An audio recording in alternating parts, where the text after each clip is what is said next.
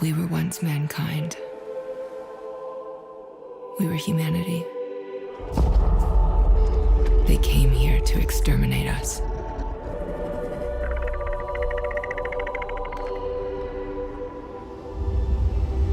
We'll die if we stay here, Buckley. You're gonna get out. You're gonna tell everyone about this place.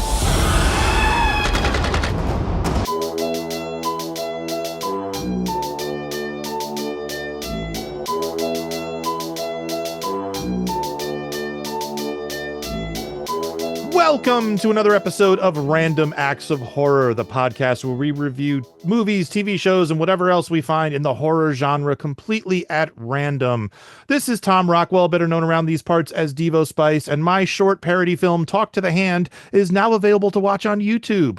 If you look for the Big Apple Film Festival, if you look at their channel, you will find Talk to the Hand. It's a parody of the film Talk to Me, which is now on Netflix, but we didn't get that. We got something else, so maybe next time.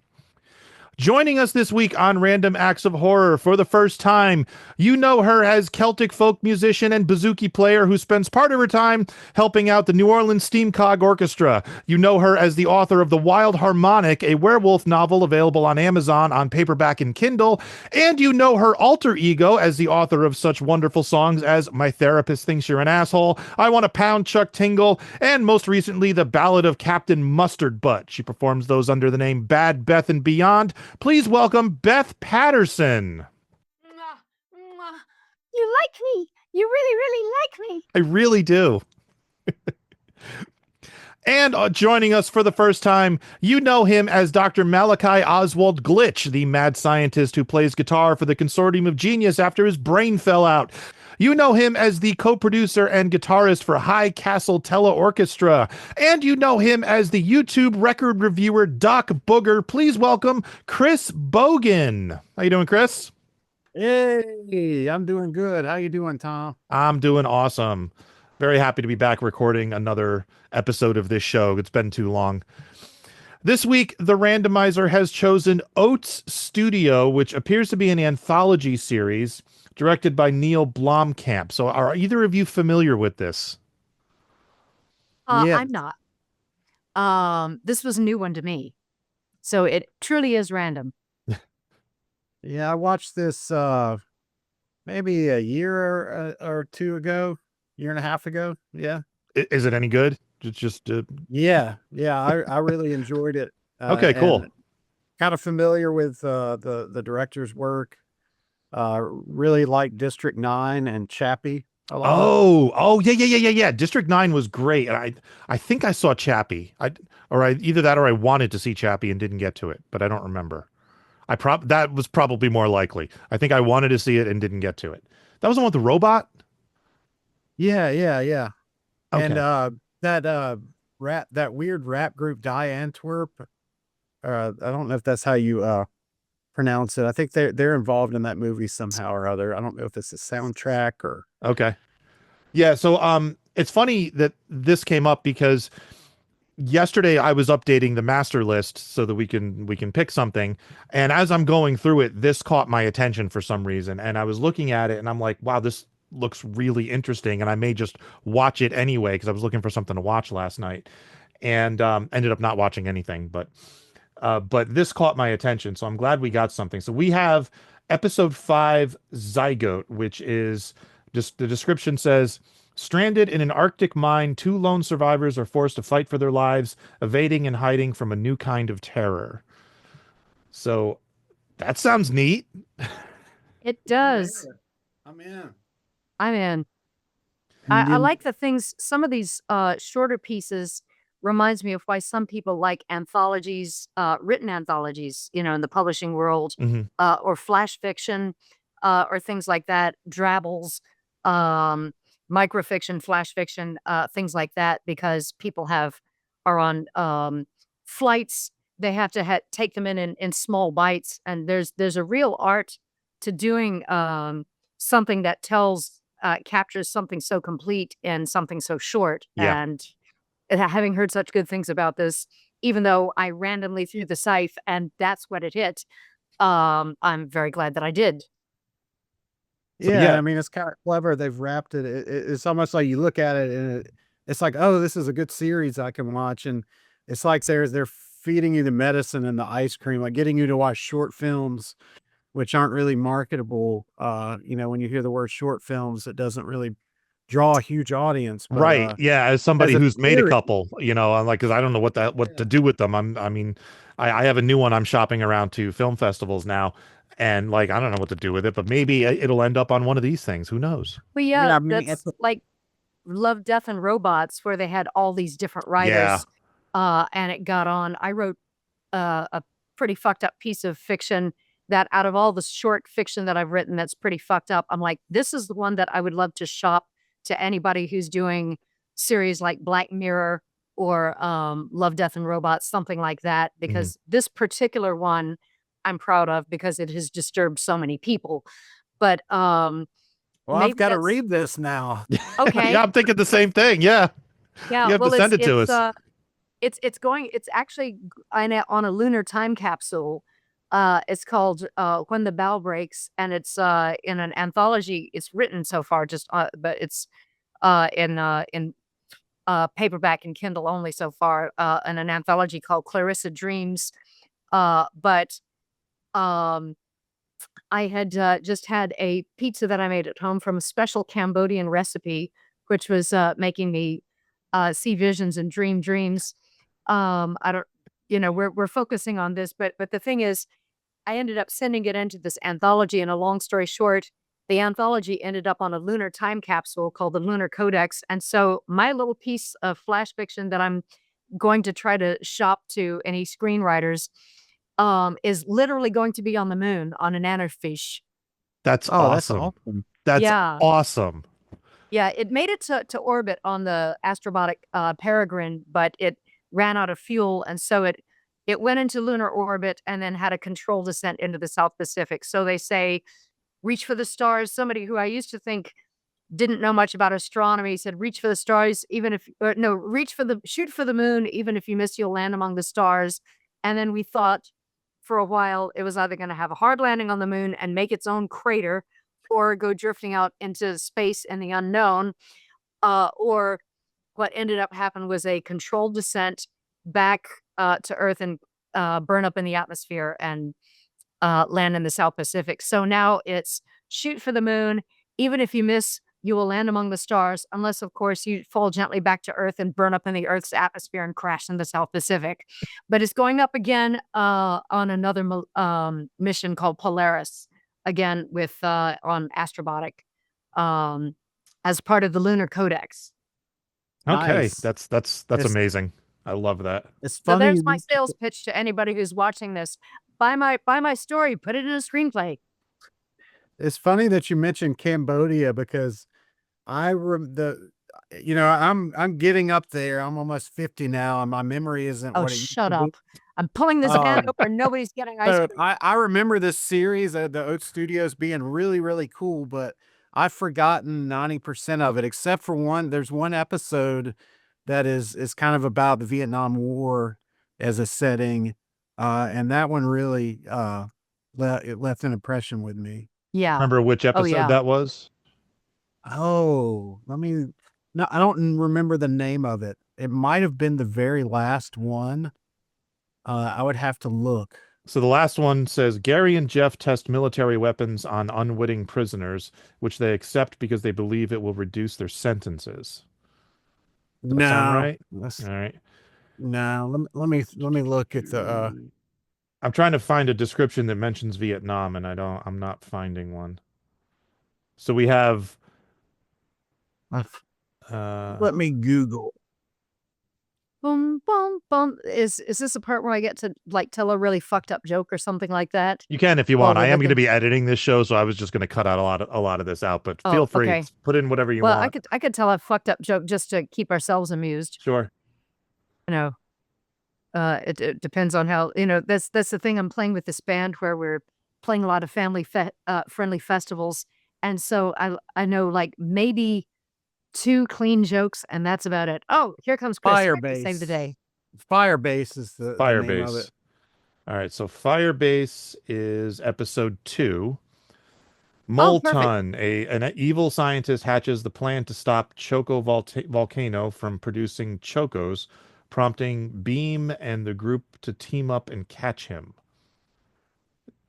That those were definitely words in an order, but I Yeah, know. that I don't know what they meant. maybe I can see scenes of it, and it is the one that I remember. But Okay. All right. Well, okay, let's hope that because the description made Godzilla have a stroke and die. But yeah, So you want to watch that one too? Because we can watch both of them. They're short. yeah, yeah, I like that idea. If you guys Okay. are game. sure. Okay, cool. So we will be back having watched 2 episodes of Oats Studios right after this. Dr. Demento is retiring and the Fump is paying tribute. Thanks for the music, the memories, dementia, and the Fruits of the Smogberry Trees, the Fump's tribute to Dr. Demento is available now as a 2 CD set or digital download. Great Demento, play my song. Only 19 minutes long. Fish heads, roly-poly fish heads, trees of smoggy. Featuring over 2 hours of music with your favorite Fump artist paying tribute to Dr. Demento and covering some of his most popular songs. Dead puppies.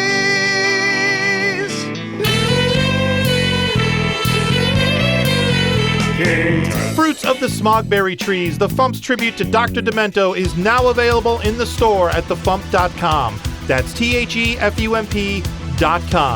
Order your copy now. Like, right now!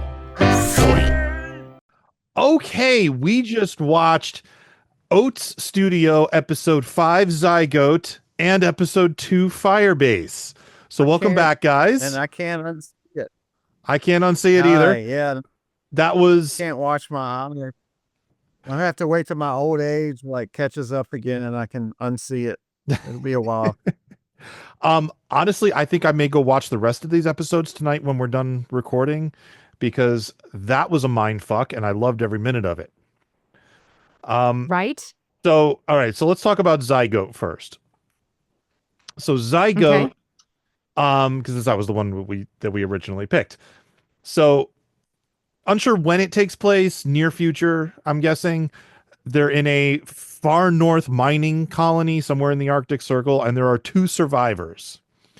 And one of them is I'm guessing the boss or manager of the I think he's a soldier. And then the other is a woman who is a Canary class synthetic, they say. And the 2 of them are running from this monster. They're trying to get to a second facility.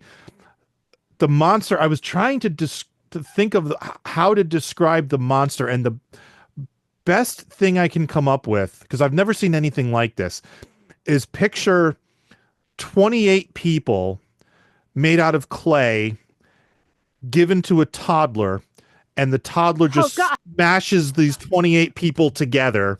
So you've got 13 arms over here and 15 legs over there, and then a big ball with all the eyes on the end of it. It was really freaking cool looking. It was. know. It reminded me of a book that I read in case, except that it's more from the point of view of cats, where all the slain come together and they form this one thing, this one dog-like shape that goes and slays everything. But novel called Tail Chaser's Song. But what I thought, the one tropey thing is why does every time a monster see its quarry, it has to screech? That was the only thing that I was just why does every monster have to go "Rah!" before Yeah, I it was goes after thinking something? I mean, that was if the it had only been- that was the only beef I had. But what I thought, it was beyond a zombie, because it is a sum total of parts. So it's even more horrifying, I think, than your typical zombie. Oh, grandma's a zombie now. She used to bake me cookies and now she's eating my brain. This is awkward. What do I do? Because she looks like my grandma. But this made me think of sort of a collective mentality. If you take away critical thinking and only only a composite of our destructive natures, all the thinking is gone. When you think these are all hands that used to belong to people like the two main characters who are sentient. All of these hands used to belong to sentient people who probably sacrificed, loved, hated, had sex, baked cookies, whatever. And all of a sudden, it is this sum total of things. And it almost seems symbolic of what might happen if we are not careful and if we lose the humanity that those two characters have. We lose our humanity and become part of this collective that knows nothing but destruction. And there's something that's different and it's living and it's thinking. And we're like, um, it was much more unnerving than a zombie because when you think the guy's sacrifice is take my finger, try to get out of here, use my fingerprint. Yeah. It starts with the woman who has automatically accepted her lot in life. She says, I was born to die. So she has accepted that. And he's like, bullshit. Yeah. But And, yeah. and I don't want to spoil it. We find out why later. But yeah, what were you going to say before, Chris?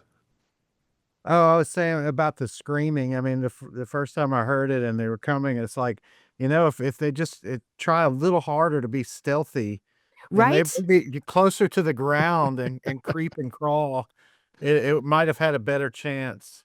That might be hard to do with 25 people. It did pretty well for itself. I mean, there was a lot of there was a lot of I guess you wouldn't call them corpses, animated corpses in this thing, and It's a human Voltron, basically. yeah, I mean, it makes me think of The Thing, of course. Yes, it is very reminiscent of The Thing. But Yeah. it's almost the opposite because it's like, there is no wondering whether or not I'm looking at a monster or a human. It's and all the visual.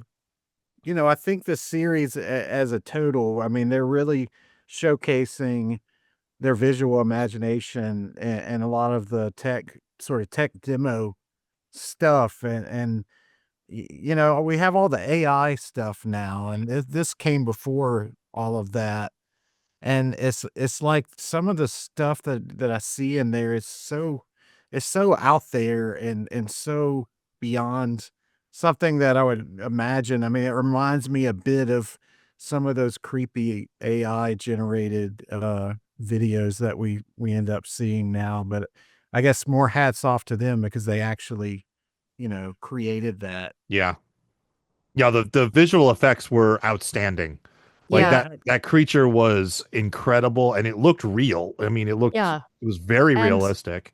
it didn't go unnoticed by me that the first thing you see is that the company's name is Cerberus, which is like the guardian to the gates of hell. So we already know that wherever this opening scene is taking place, this is not a fun place to be. Yeah. We are not at Disney World. It's also a It 3-headed was dog and you're being chased by a 20-headed person or something. right. It's like the human the human millipede that's I don't know.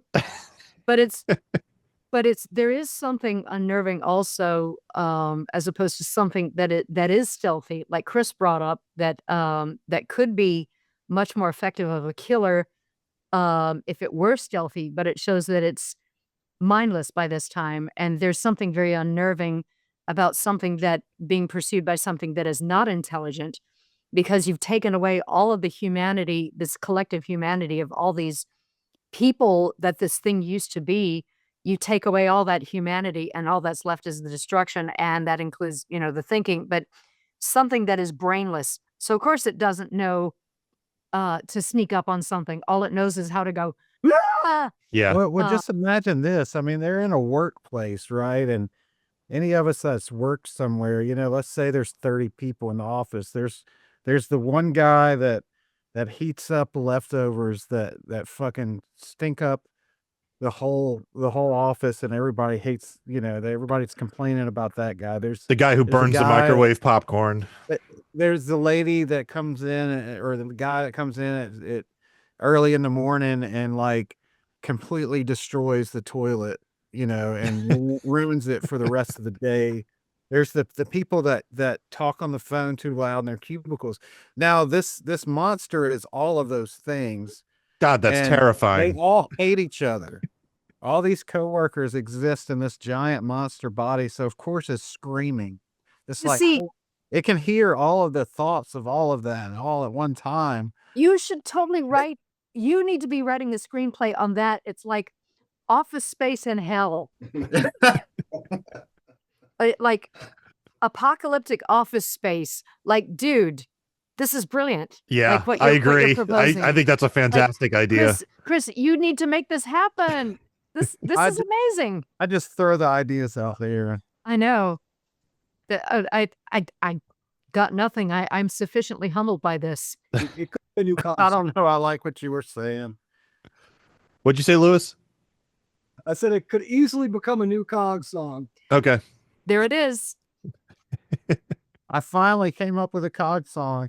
Yes, and I was here to witness it. This makes me so happy. I was here to witness it because that's Office Space Invaders, or it's like, but it's like it could be worse. I mean, you saw you had like a whole bunch of eyes, a whole bunch of hands, a whole bunch of legs and limbs, and luckily we didn't have to see like 20 penises. I think I did see a breast in one part of it, though. Oh, okay. So of course I didn't notice the boobs, but I have two. See, I did. I paused know, it and zoomed in have and two dudes enhanced it a little in bit. here, So so- yeah. It's like, excuse me, all 20 of my eyes are up here. Right. I mean, it really made me feel. I mean, honestly, it's a lot of suspense and makes me feel pretty uncomfortable watching that, and I mean, hearing that thing scream and watching it lurk through the shadows and lunge and But her character develops because she goes from just saying, "I was born to die." That's one of the first things that she says. You have to live. You Yeah, have to she's eat ready to sacrifice herself for the other guy. because that is how she was brought up to believe. And when as soon as the guy says, "You're human," I mean, really, it doesn't matter if she is a synthetic or not. She is still a thinking, feeling person. You see humanity, no matter what she's made of. Yeah. You see that she's got integrity. She is not mindless like this thing that's composed of body parts.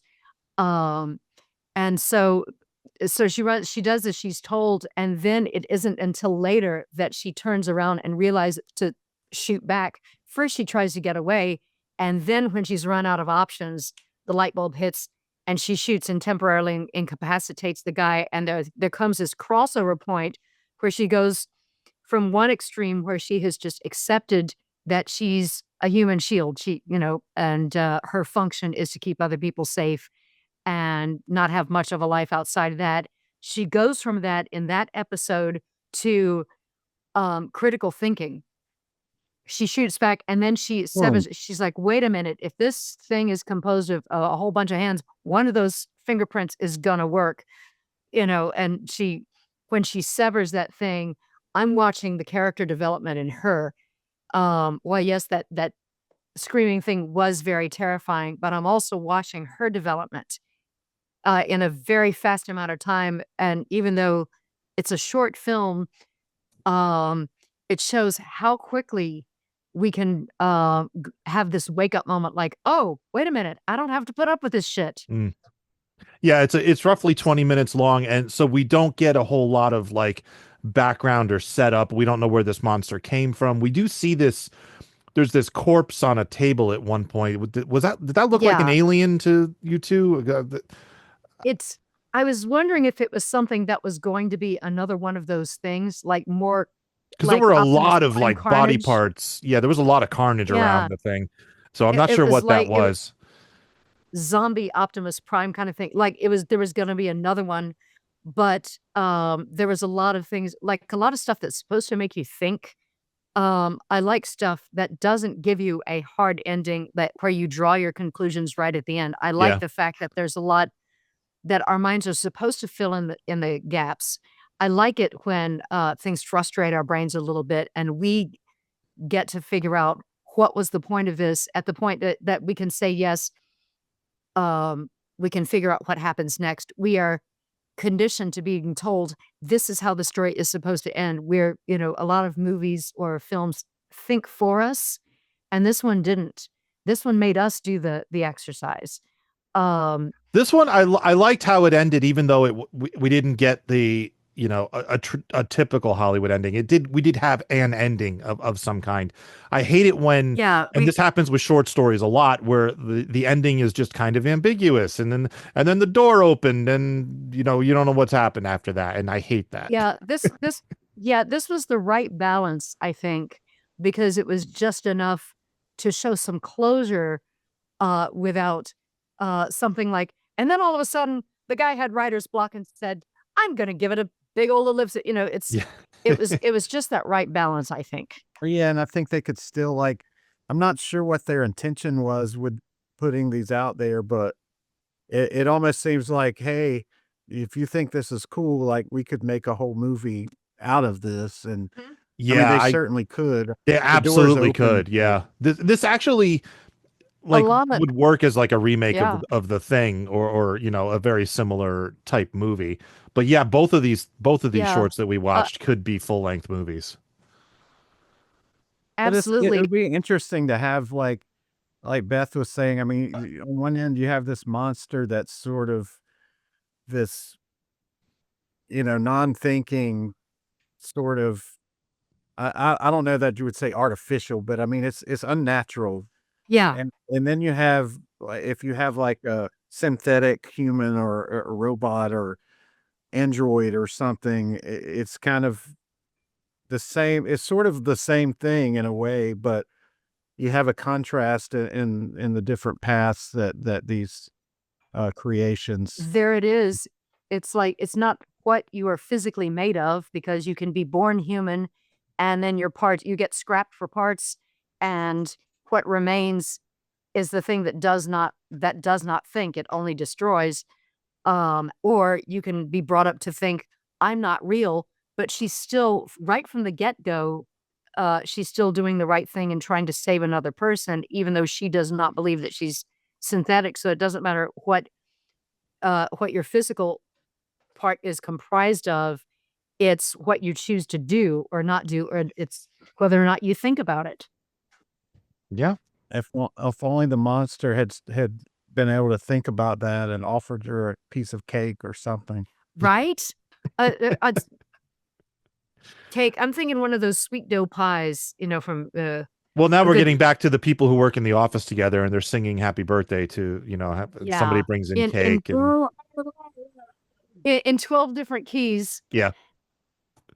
Yeah, and I could see it as a video game too. Like it's almost like I don't really play games much anymore, but there's some of these games where you put the game in and there'd be like a 20-minute cutscene, Mhm. and then you finally get to start playing, and I could totally see myself jumping in to. See, I'd want to play as the monster and find people in the base, capture them, and like assimilate them and merge our bodies together and gain whatever his knowledge and experience are, and just go from there.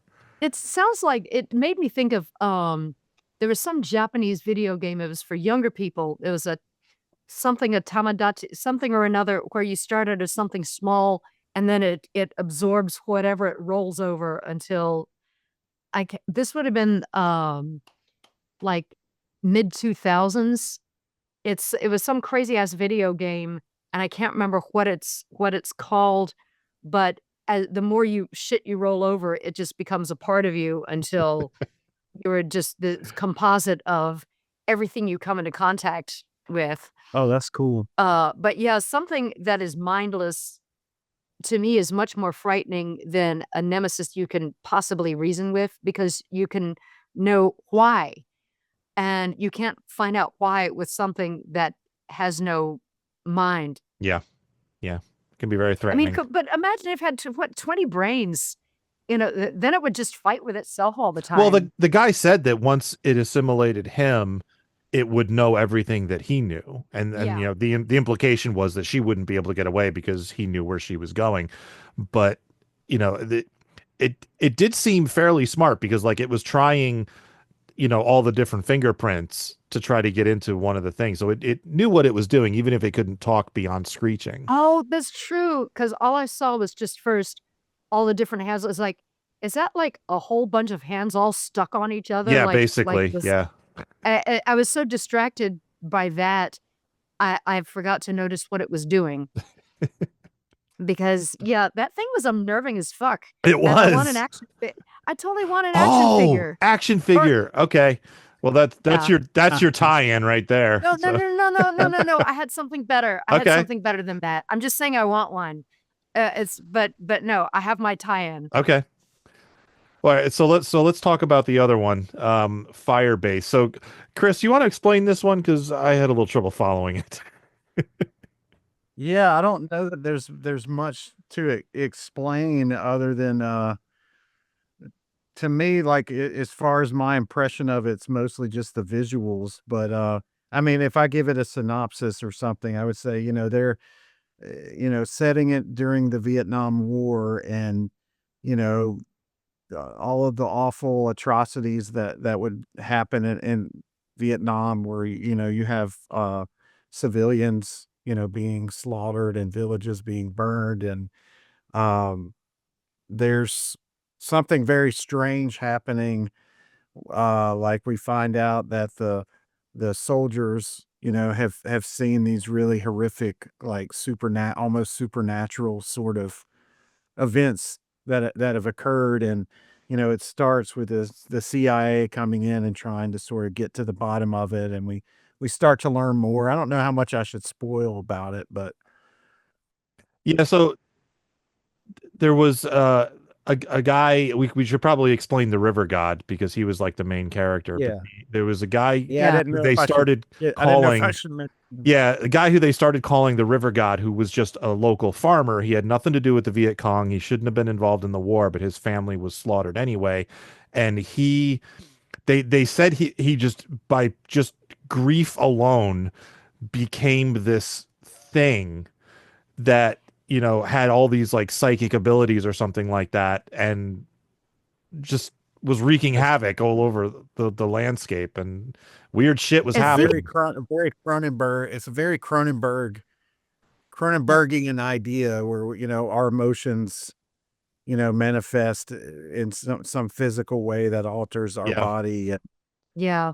Uh, And also, I think it's an exaggeration about that one thing, or a series of things, stressors, because obviously he didn't just wake up and, oh, my village is on fire. Like he was not with the Kong. He was a civilian. He knew shit was brewing, but we all have that point where we just can't take it anymore. And I'm sorry if everyone I loved was dead. I'm not, why wouldn't I turn into this um thing that can't be and we just it's like it flipped a switch how some people go on killing sprees. And in this case, he has these supernatural powers. Not gonna lie, at the very beginning, I saw a bunch of people just floating up into the air, and we later find out it's because he's got these crazy telekinetic powers. It looks like this rapture, and I thought the I've rapture had too. I was like, where is this going? I've had a lot of my week has been extremely difficult. There've been some bright shining moments, but I've been faced with a lot of difficulties lately. And there was a part of me that saw those people floating up. I'm like, oh, I want to go. But I did like. I mean, it was very obvious the sort of the archetype of the reluctant hero. Um, as you find out that there's one person who's a little bit different, because you start noticing things. I've never been in the military, but I have friends who have served in combat. And one thing absolutely is true is that you don't leave any of your men behind. So the fact that this guy, like, he's kind of dead inside, he's kind of like, yeah, so what? Um, when you do find the reluctant hero, but the person who did, the one surviving member who did see the river god and see everything go down and see his men um coming back as also changed on the inside. They have become monsters, but it's wondering if that character had been real, how difficult would it have still been a decision to say, "Oh, these aren't my men anymore. They're zombies or insects or whatever it is that they Yeah. are on the inside." That it's still not as easy a decision as to like, well, nice knowing you guys because they're still your men. Like brethren in arms have this understanding that I will never be able to understand. My best friend served in special forces, and there are things when he meets other people who have served in combat that there is this understanding between them that I will never get. Yeah. Um, so it's something that did w- just sort of ticked in the back of my mind, like wondering how many people who have served in combat would catch this. Yeah, that's a tricky situation.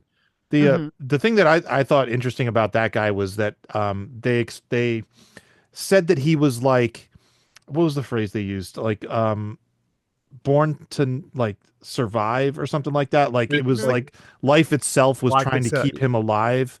Yeah. Like, and they show this scene where like things are put in the path of destruction to keep you alive, and then they show a scene of a mortar landing behind him, and between the explosion and him is a tree that Yeah. saves him, and that tree has been there Yeah. for however long. um and all I can think of is like movies like Rambo, where no matter what happens, they never get hit, they never die. Yeah. Apparently this is how those type of soldiers are born. They're Well, that's goes back to your a very old trope about a chosen one. yeah. I mean, the thing is that just like any true hero, I mean, good character writing means is that your guy is not going to be perfect. He is supposed to be the salvation of whatever is going to happen next. Obviously, he is the equal and opposite of this river monster because when you see him, he looks into something reflective and sees the river monster in his he sees his own reflection as the river monster. So it shows that there's something equal and opposite about it. But let's not forget that there's a shit ton of inhumanity that really did happen. Yeah. So it's that there's still all this inhumanity going on, but so we're trying to get this thing to stop killing whom? Uh, foreign soldiers or everybody? Is it mindless destruction like the zombie Optimus Prime? Um, Yeah, I mean, it almost looks like, I mean, they don't really come out and say it, but it doesn't look like the river god has sort of taken its war on all of humanity. I mean, it looked like it was fighting with the Viet Cong and, um, the soldier character. I mean, it was interesting. It's kind of clunky, but also maybe a neat idea. Like they established, like, okay, you can't be killed, or like there's something about you and fate and whatnot. And oh, by the way, here's this jetpack thing. Right. I don't remember what Yeah. they called it. The reality, not reality, relativity suit. Relative, some kind of suit they put him in that I don't know what the idea was, that it would let him like sort of amplify whatever mojo he has so that Yeah. he can protect his soldiers, and they won't be affected by the space time craziness that the river gods, like manipulating physics and time and space to and two, it's like because um the characters are complex, but unlike this girl where it's very obvious, we're rooting for the young woman who's trying to get away from the thing with 40 eyes and 26, 46 fingers and at least 3 noses, 1 boob. This sounds like the beginning of a joke. What has 1 boob, 46 fingers, several assholes, it's the front row of one of my concerts. I don't know. But um but it's very obvious that we are rooting for this girl to get away. We're watching the character arc as she's comes this very fast becoming, and her mission is to warn some outsiders. So we want her to succeed. And this, um, I didn't really feel one way or the other because it's not It's as not as clear obvious, cut. Yeah. not as clear cut who are the good guys and who are the bad guys. Um, Yeah, this it, soldier is setting out to kill the river god, and the river god is just wreaking havoc with all the soldiers in the area. But it's like as a viewer, it's like I'm not sure who to root for, yeah, because like I kind of sympathize with the river god. I mean, if my family was slaughtered like that too, I'd want to just destroy the whole yeah. forest. And we have to remember too that in Vietnam there were a lot of people who did not want to be there. Oh So yeah, it's yeah. not like, it's like so you feel this pang for these people who just got, drew a really bad lotto number, and there they are, um, and knowing things that happened when they came home, there's a lot of stuff that is supposed to give us a pang. On the other hand, I heard just the things that I've heard from I had to do a little research about napalm. It's okay. I'm a writer too. But about liquid napalm versus um the flammable stuff and it's not as clear, which is fine too because again we're supposed to think. I think that's one of the couple of things that connects these two are one, they're supposed to make us think, and two, it's whether it's the river god or about that giant amalgamated uh uh thing of the humanoid thing, is that it reminds us that we all have this capability to become a monster. I think back to the most um basic monsters in our mythology and Western mythology, that came about with writing, with Bram Stoker, with Mary Shelley, with Hermann Hesse. You have your vampires, werewolves, and zombies. What do they all have in common? Is that once one bites you, you become that monster. And I'm working on a couple of things. There are a couple of things I've published, and then there's another one that I'm working on right now, which is that it's avoidable if you stay mindful so that you do not become the beast that bit you. Because I think it's a good parallel for life.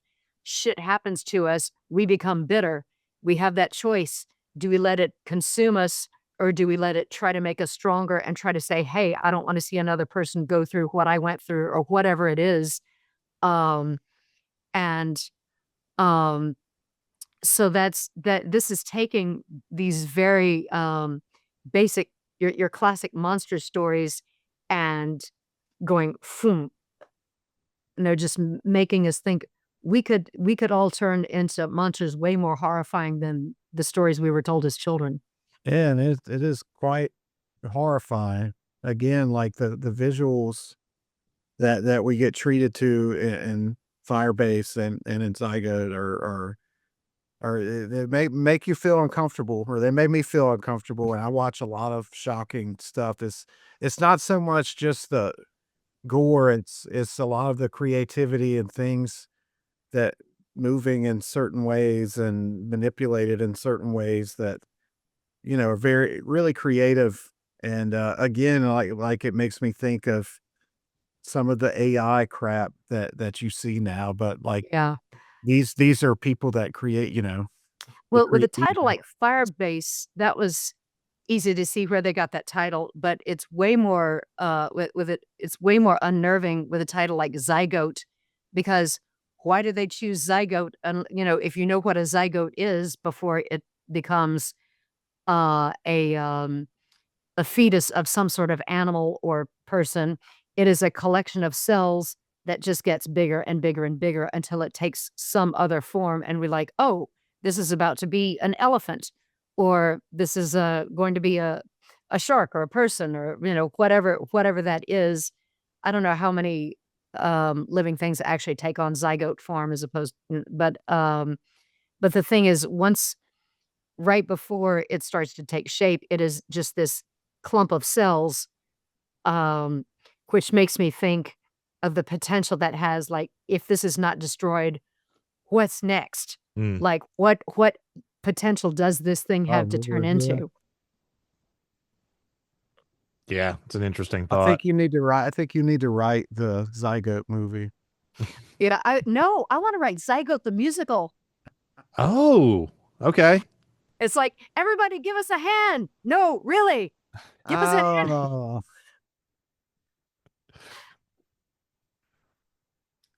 I'm sorry. I got nothing. That's not what I would open my show with. no, I think it works. I think Yeah. But there needs to be a pretty epic dance number. And how epic of a dance number can you have when you're being chased by this thing with 40 legs? Of course there's going to be an epic dance number. Yeah, that'd be great. Yeah. and if you had a bad, if you wanted to make it dated and have like the bad writer in the room, it would do like the whole Olympics breakdancing, mean. I'd love to see that creature I could breakdancing. see, That'd be fun. and how many people would show up at Dragon Con dressed as this thing? Yeah. That would be a hell of a cosplay. I'd love to see somebody try to That pull would that be off. That would be, I mean, you could get a bunch of mannequin hands. It depends on how much cosplay you want to go into it. Do you want like stick a bunch of rubber hands around yourself, or the people who like spend easily all year or more making this costume, where some of the people would just like stick a bunch of mannequin arms around them that is glue some eyes and say, that's good enough. And then some people who will go to the thing of having a tiny remote that they work with, like one pinky that operates 40 eyes that they all move in different directions. Yeah. And then the scream that sounds like the beginning of every Pogue song. All right. So I think we've beaten this into the ground enough. So once again, it is time to ask that age-old question. What's the tie-in now that we've covered this particular series on this podcast is going to become so popular that some group or other is going to come up with some way to make money off of it. So what are they going to do, Beth? Well, I was looking at Firebase, and I was thinking, when they were peeling away the masks, peeling away the faces to discover that these people aren't human anymore. But imagine these face masks, like they moisturize your skin and stuff like that. Like they're really, really good for you, but they look so terrifying on the outside. You can scare you can scare the crap out of somebody. It's just like, oh my God, like that guy at the very beginning, his eyes are all lopsided Yeah. and stuff like that. Somebody comes, honey, I'm home. Oh my God. And then it's like, oh, it's okay. It's just a mask. And then it's okay. I'm going to take it off. And then taking it off, there's another mask under it. So even more moisturizing, and it's okay. There's nothing to be afraid of. It can't hurt you. See, and there's another mask. I love it. Chris? Yeah, I think like I'm thinking about Zygote. I want like a keychain with a bunch of hands on it. So in case, the palm reader isn't working at the at the gym or wherever, secret base I might be trying to enter to deliver some Yeah, food, but I need more hands. So you go to and I some want it, site.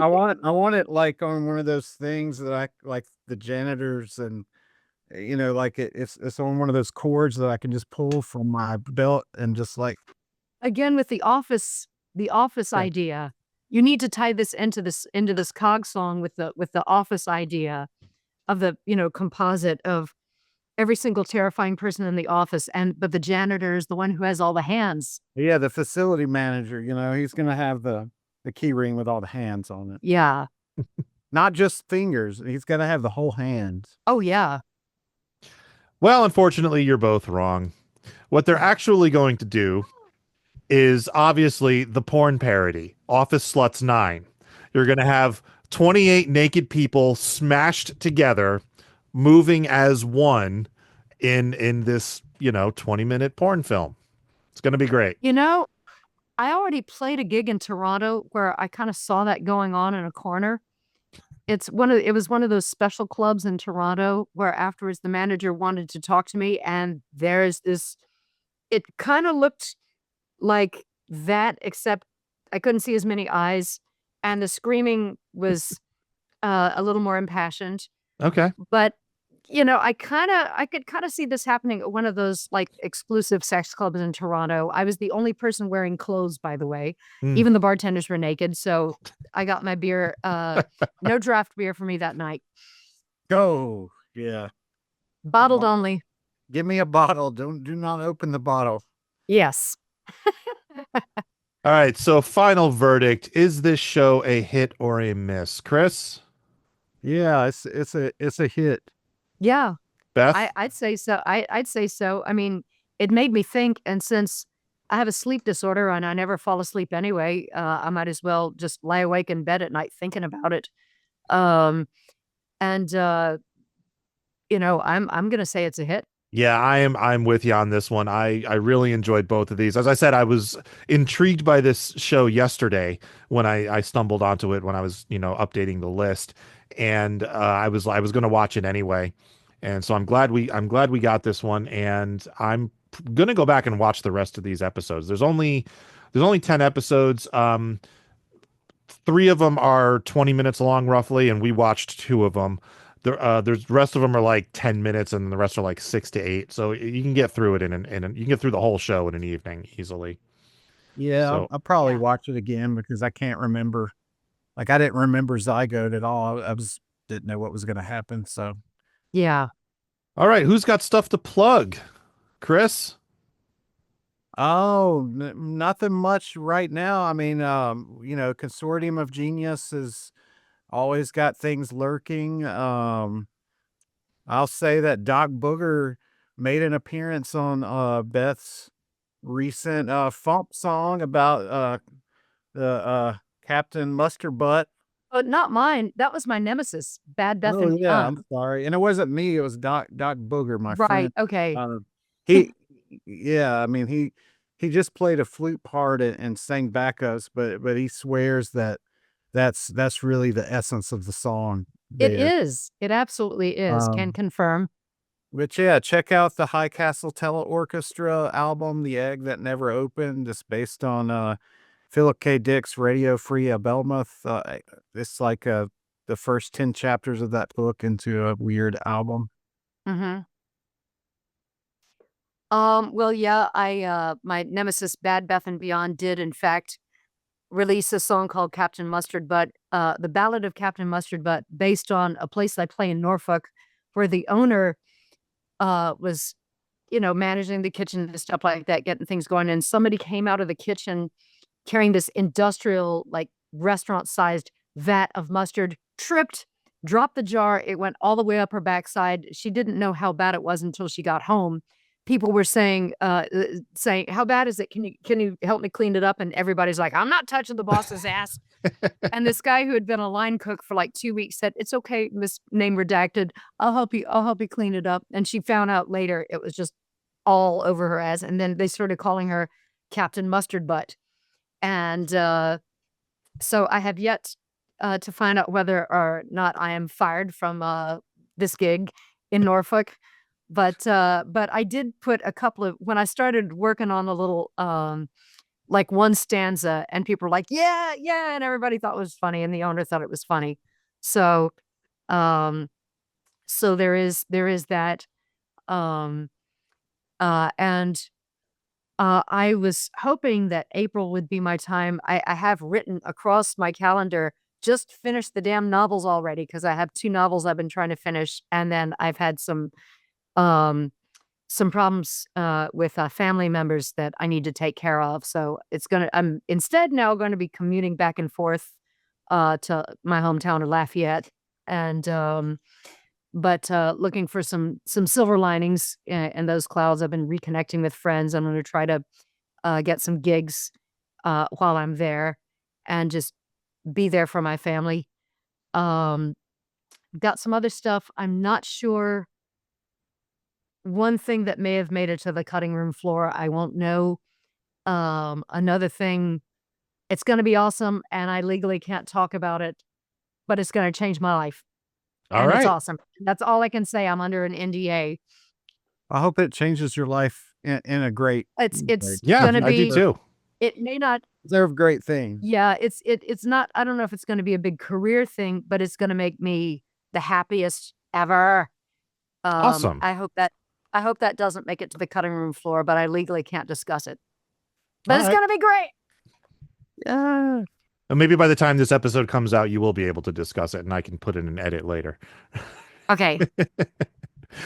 You can follow me on Instagram, Facebook, and Blue Sky as Devo Spice. Check out my short parody film, Talk to the Hand, on YouTube on the Big Apple Film Festival channel. Please help out the show by sharing, subscribing, giving us preferably 5 stars, or leaving a review. If you'd like to help out the show even more, you can subscribe to our Patreon at patreon.com/randomactsofhorror, and you will get the show 3 days early and ad-free. That's assuming I ever get popular enough to get ads on this show. Special thanks to all our patrons, past, present, and future, living and undead. And I am now joined by one of our guests on next week's episodes, Lee Seitz. How you doing, Lee? Doing pretty good. How you doing? Are you ready to throw the axe? I am ready. Folks, he went out and bought an axe just for the occasion. Needed to be done.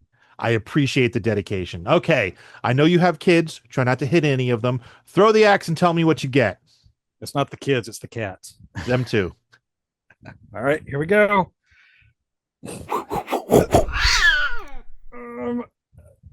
I have hit. I am the pretty thing that lives in the house 2016. You know, I saw this title while I was updating the thing, and I don't know anything about it, but I love the title. I am the pretty thing that lives in the house 2016. Okay, so join us next time as we will watch I Am the Pretty Thing That Lives in the House.